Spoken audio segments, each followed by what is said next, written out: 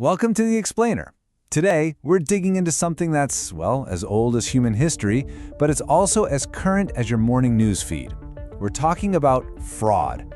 And we're about to take a journey through literally thousands of years of scams to figure out how we ended up right here, right now.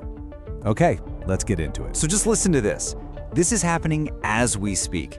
Scammers are using artificial intelligence to perfectly clone a CEO's voice, fool employees, and walk away with millions of dollars.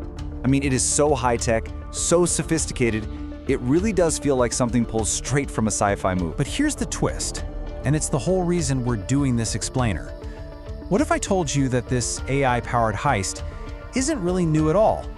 You see, the psychological buttons it pushes are basically the same ones that con artists have been pushing for centuries.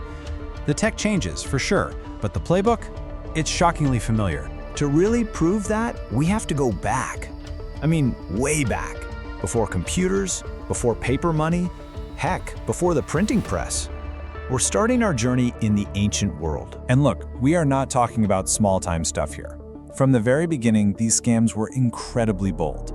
You've got the first documented insurance fraud on the books, you have the literal auctioning of the entire Roman Empire, and even a single forged document that went on to reshape European politics for hundreds of years. So take this guy, a Greek merchant named Hegestratos.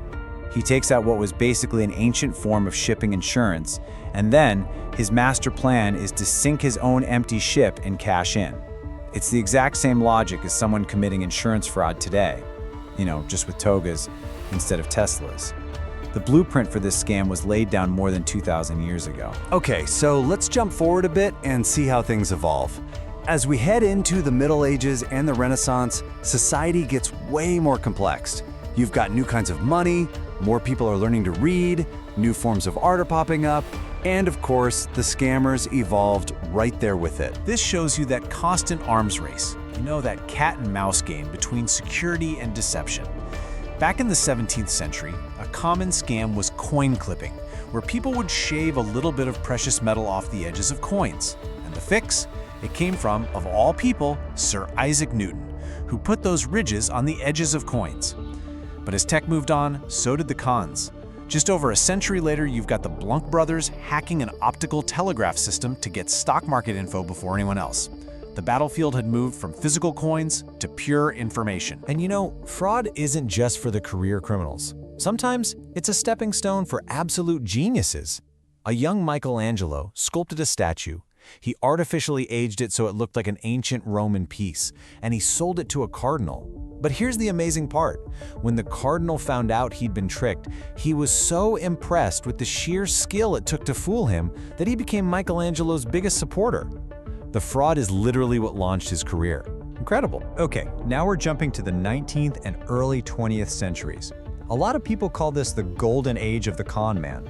All of a sudden, with trains and postal systems, scammers could reach a massive audience, and boy, did they take advantage of it. It really doesn't get more ambitious than this one. In the 1820s, a guy named Gregor MacGregor didn't just sell a fake product. No, he invented an entire country, a fictional nation in Central America called Poyas. He drew up maps, printed money, sold land to investors, and convinced hundreds of families to pack up and sail to a paradise that was, in reality, nothing but uninhabited jungle. The scale of it is just mind-boggling. And of course, we have to talk about Charles Ponzi. Now, he didn't actually invent the pyramid scheme, but he's the one who perfected it for the modern age. He promised these insane returns, like 50% in 45 days, based on a complicated scheme with postal coupons.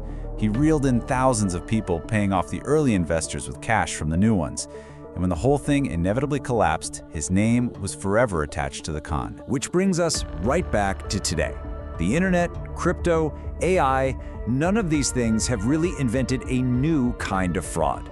What they've done is they've taken that golden age playbook and put it on steroids. They've made it global, instantaneous, and terrifyingly efficient. This right here, this slide explains our whole point perfectly. In the 1880s, you had the green goods scam. People would mail in real money, thinking they were buying a box of high-quality counterfeit cash. Instead, they got a box of sawdust. A century later, you've got the Nigerian prince scam. People wire money to help unlock a massive fictional fortune, and they get nothing. The delivery method changed from a mailbox to an inbox, but the hook, pay a little to get a lot, is exactly the same. And today, that same basic hook comes in 1,000 different flavors. You have romance scams that play on our need for connection. You have phishing attacks that create a sense of panic and urgency. And you have these incredibly complex crypto schemes. One of the worst is called pig butchering, where a scammer builds a fake relationship for months. They fatten up the pig before convincing the victim to invest their life savings in a fake platform and then just disappearing. Every single one of them exploits the same core human emotions: greed, fear, love, and trust. So what's the real-world cost of all this digital trickery? Well, in 2023 alone, the estimated global cost of fraud was over $1 trillion. That's a T, 1,000 billion. It's a number so huge it's almost impossible to wrap your head around, and it's affecting people and businesses everywhere. So, after this whole tour through more than 2,000 years of deception, what's the big takeaway? What have we really learned from seeing history just repeat itself over and over again, just in different costumes? It really all boils down to these unchanging patterns. It seems like every new technology, whether it's the printing press or generative AI, amplifies the threat. It becomes a weapon for scammers long before it becomes a shield for the rest of us. The scale and the sophistication are always going up, while the laws are always struggling to catch up. And maybe most importantly, these powerful new tools democratize crime, making it easier than ever for almost anyone to become a pretty sophisticated fraudster, all by using those same timeless tricks on our very human emotions. In the end, fraud isn't just about crime. In a strange way, it's a dark mirror that reflects our own progress and innovation.